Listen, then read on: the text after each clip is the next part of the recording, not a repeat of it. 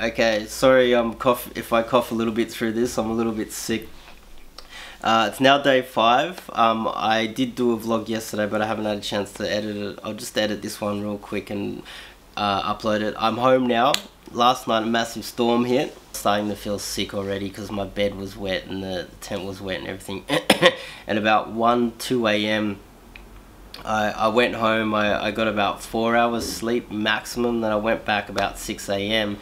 to this. The top of the tent had been taken off, and it wasn't from the storm. It was clearly been unclipped and then taken out. And then I found it in a bin, not even a block away. And when I think about what happened on day 1, I heard wakey wakey, like someone was out the front, and that was the same time when the chairs got taken. It wasn't just the actions of a drunk playing around. They were folded up and then they were placed in the construction site next to McDonald's. I'm feeling a bit sick now, struggling. I kept back to my tent at 6 a.m. this morning. It's taken off, and oh my god, it was just... It is pretty funny though, because it is pretty funny. Like, you have to admit it's pretty funny because the pillow's totally wrecked. My sleeping bags. If someone's out to sabotage me, this was a killer blow. This was a killer blow. I don't know if I can move on after this killer blow. But then I started to think, who would be responsible for this and why would they want to do it? It's not the actions of a drunk, right? When they would take something, they wouldn't move very far. They would only move, say, less than 20 meters or 50 meters away, so they must be under some sort of time constraint, right? So it's not a drunk, it's not someone that's picking up stuff. Like if I was drunk and I picked up a chair, I'd probably carry it for 2 blocks and then throw it on the ground. I wouldn't strategically fold it. These are the actions of someone who's sober.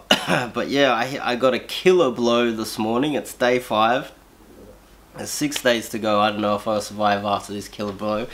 What I did was I contacted Mazen. Mazen's the guy who was first in line to get the iPhone 8, and I wanted to see if he went through the same sort of things, and he did. He witnessed some construction workers go, and because he was number 1 and he had a team, I kind of need a team. I wish I had have thought about getting a team instead of just being like, I'm gonna do this all myself.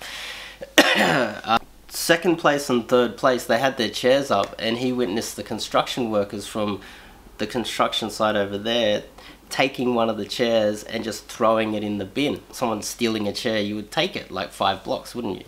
You wouldn't just throw it in the bin straight there unless you're actively trying to sabotage. And then Mazen said that the construction worker that did that to the chair, later on at the launch of the iPhone 8, this construction worker was in the line and he was sponsored by, they had t-shirts on, they were sponsored by some company. So, plot thickens. Decided to do some investigations and speak to the railway workers, and last night, because of the storm, the excavators weren't digging because of the rain, and as a former plumber myself, yeah, you don't work in the rain, and so that discounts the railway workers and only leaves the McDonald's and the construction site next to it that were actually working between, say, 1 and 6, more like 2 and 6, something like that. So, and also the construction site there, they block off the footpath out the front of where my tent and where I sit my chair. They block it off between, say, 2 and 4 or 2 and 5 or something like that, and I don't know what they do there, but they block it off. So the general public can't go through there, and I guess someone could jump and get in easy, but if there's construction workers around, they're going to tell them to, you know, move on, you're not supposed to be here. People that had access to that area were the construction workers. It was that time that only them were there. It was strategically taken. It wasn't like a drunk had got in there. And it's not like someone tried to break stuff. Like if a drunk got in there or someone wanted to steal something, they'll take the top off and then they would probably steal something, one of my chairs or something that I had in there. Take the tent apart or break the tent.